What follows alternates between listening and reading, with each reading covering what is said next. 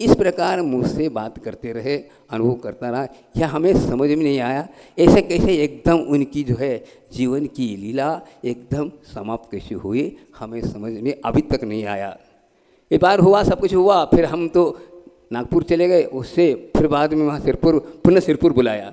सिरपुर में गया, बहुत अच्छा प्रसंग के साथ वहाँ दीक्षाएँ हुई और मेरे लिए कुछ 5-6 चुलक जी दिए। हाँ आप चले जाओ, और वो चल दिए कहाँ, चंद्रगिरी के लिए। मुझे समझ में नहीं आ रहा है, इतने आसक्त होते हुए इतने लंबी विहार कर रहे हैं, तो हमें समझ में नहीं आया क्या हुआ। और एकदम ये हुआ, वहाँ से सिरपुर से मैं वहीं रहा। उसके बाद हिंगोली जा गया, वासिम चतुर्मास करके पुनः ऐसे समाचार आ गए मुझे। सभी संगत साधु कहने लगे आपको चंद्रगिरी जरूर जाना जरूरी है। वहाँ के वैद्य बोलने लगे, वहाँ के महाराज लोग बोलने लगे, सभी लोग बोलने लगे मेरे लिए आपको तो जरूरी आना है। मैंने कैसे कैसे आचार्य महाराज को विकल्प न हो, और लेकिन ये सब बोल रहे हैं। अंत में मैंने विनय से पूछा तो क्यों भाई क्या बात है, ये सब बोल रहे हैं, क्या ज़रूरी है? हाँ, बिना सोचे आपको आगे बढ़ना है, आपके कदम। मैंने सबको सौंपा और मैं 2 महाराज मिल के चल दिए, और अंत में वहाँ पहुँचा 3 फरवरी को, और आचार्य महाराज से मिला। आचार्य महाराज प्रसन्न थे, मुझको देखकर कोई विकल्प नहीं किया। मैंने वयावत करना शुरू कर दी, जैसे कोई मैं संगमी हूँ। दूसरे दिन आचार्य ने बैठ कर कहा अब कोई भी यहाँ पर न आएगा, न आर्यिका आएगी, न कोई साधु आएगा, कुछ नहीं होगा, मेरे लिए विकल्प नहीं करना।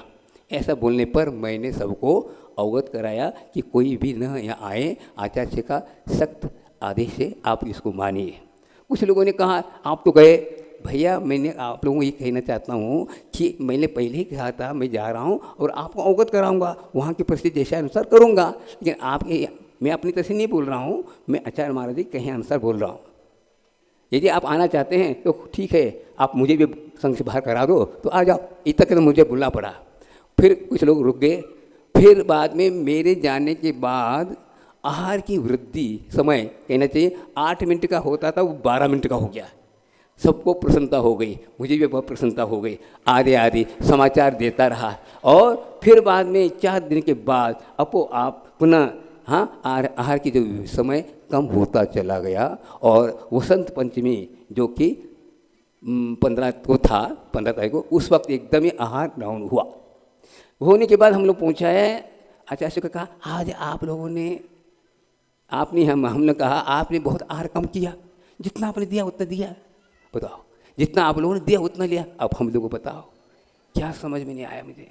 और दूसरे दिन और कम हुआ, तो एक दिन तो हुआ ही नहीं। सभी लोगों का कहना था, वहाँ के लोगों का 3-4 साल से इस प्रकार प्रसंग चल रहा था। आचार्य अस्वस्थ होते हैं तो उनको स्थानांतरित करते हैं तो अच्छा हो जाता है, तो कई लोगों का कहना था आप करिए। आचार्य महाराज को मैंने 2-3 बार कहा यहाँ से विहार करें तो अच्छा है, नहीं। इसके बाद बीच में ऐसे मेरे से बात करते थे जैसे सामान्य रूप से जैसे प्रतिदिन करते, इसी प्रकार करते थे। मुझे भी और उनको भी कोई विकल्प नहीं था, एकदम ही इस प्रकार भाव आ गए। जैसे कि वैसे अंदर से चल रहा था, इस बात नहीं है, लेकिन जैसे निरामय सगन का वो तो चल रहा है, लेकिन उन्हें प्रसन्नता इतनी थी जिसके एकदम अस्वस्थ होते हैं तो, लेकिन उसका अनुभव नहीं कर रहे थे। और मैं देख रहा सबको रहे थे, बढ़िया आनंद था। यहाँ तो 1-2 बार उन्होंने गेहूँ के बारे में, गेहूँ खाना ने आदि बारे में वो लेख और पढ़ाया, सब कुछ किया, सब बहुत आनंद हुआ। फिर एकदम डाउन हुआ, तो हमने सोचा पास ही 3-4 किलोमीटर पर एक फार्म हाउस था, वहाँ ले गए। तो वहाँ जाने के बाद भी आचार्य का आहार नहीं हुआ। तो 1 दिन के बाद 2 दिन ना, आचार्य को कहा आचार्य महाराज 2 दिन से आप आहार को उठ नहीं रहे, उठिए तो अच्छा है। ऐसे 2-3 बार मैंने बोला, कोई बोलने की हिम्मत नहीं करे, कोई बात नहीं करता हूँ। कहा आचार्य का मुख जो है द्वार तरफ था, हम इधर खड़े थे। आचार्य उठ के बैठे, हमको बहुत प्रसन्नता हो गया, आप उठेंगे, और एकदम जोर से बोला, अंतिम शब्द बोला, क्या आप लोगों को शांति नहीं है? ऐसा कहा, लेट गए, खत्म। उसके बाद तो बोलने वाली बात नहीं। उसके बाद समता सागर जो आए आदि आ गए, लेकिन उसे मौन रहे, कुछ नहीं कहा। और इस प्रकार पैसे देख करके मैंने आप कहा अब कुछ होना नहीं, उठाइए और चल दीजिए। और हम लोगों के मन में आया भैया इस प्रकार नहीं, क्यों आहार नहीं, पानी नहीं हो रहा, कुछ नहीं हो रहा, गड़बड़ ना हो, इसलिए मैंने कहा चल दीजिए। 4:15 बजे से शाम को उठा करके आचार्य को चंद्रगिरी में लाए। प्रसन्नता थी। आचार्य को वहाँ चंद्रगिरी क्षेत्र पर जाने के बाद अतिथि भवन में पहुँचा दिया, और लेटने के बाद मैंने कहा आचार्य क्षेत्र पर आ गए, आशीर्वाद दिया प्रसन्नता के साथ। फिर बाद में प्रतिदिन की भांति प्रतिक्रम किया गया, स्वयं स्तोत्र सुनाया गया। शाम हो गई, अपने अपने अलग हिसाब से अपनी नियमावली के अनुसार एक एक महाराज आचार्य के साथ बैठने लगे। हम बगल वाले कमरे में बैठ के सामा किया, थोड़ा सा लेटा। इतने में 9 साढ़े 9 बज रहे थे।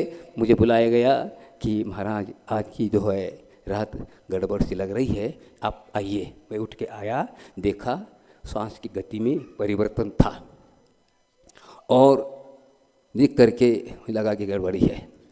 फिर बात धीरे धीरे नमोकार मंत्र पढ़ने लगे। धीरे धीरे किसे किसे एक विशेषता थी, अंतिम समय तक उन्होंने मुख नहीं खोला।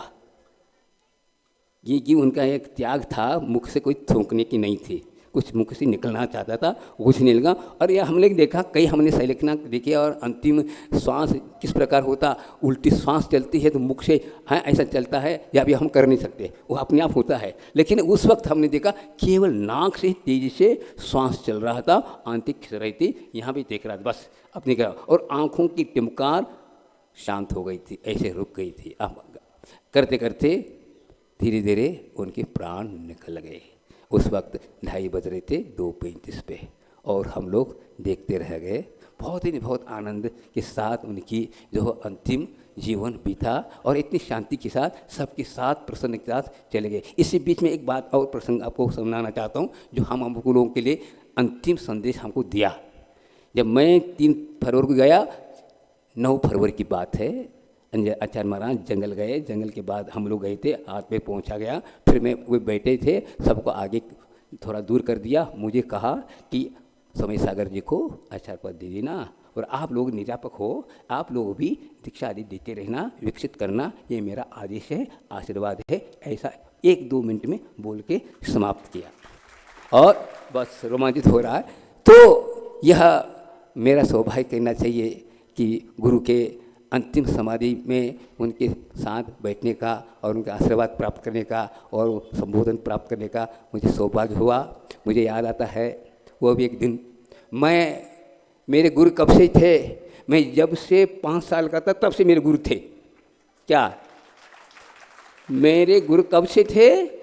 मैं जब 5 साल का था तब से मेरे गुरु थे।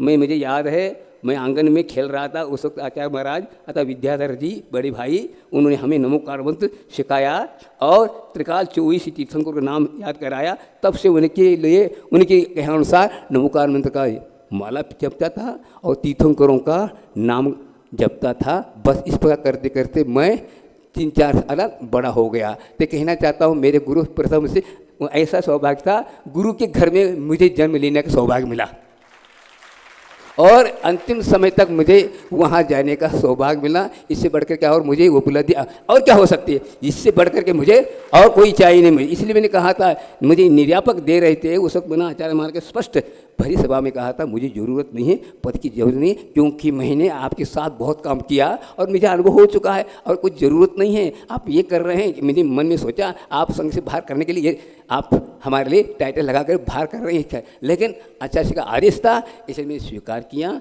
कोई बात नहीं, उन्हीं के अनुसार मैं चलूँगा। और कोई कुछ भी कहे बात अलग है, लेकिन मैं उनके शब्दों के जो अनुसार हम अपने जीवन को बिताएंगे। और मेरे का ज़िंदगी और कोई बहुत ज़्यादा नहीं लगता है, मेरी भी उम्र बहुत हो गई, 70 की ओर जा रहा हूँ। आनंद की बात है तो जितना आगे की जीवन है गुरु कृपा से बीतेगा और वह आनंद के साथ मैं अपने गुरु के कहे अनुसार वो मुख्य पथ पर चलूँगा और हम अपनी मंजिल को पाऊँगा गुरु कृपा के द्वारा। ये भाव हम आप लोगों के सामने कहते हैं। आज तो प्रथम जो पुण्य तिथि पर ये भावना भा रहा हूँ और यही भावना भाते रहे। आप लोगों को भी बहुत कुछ मिला है, आप लोगों को जितने अपने पात्र उसको प्राप्त हुआ है उसका फल आपको मिलेगा। इन्हीं भावनाओं के साथ आचार्य गुरु विद्यासागर जी महाराज की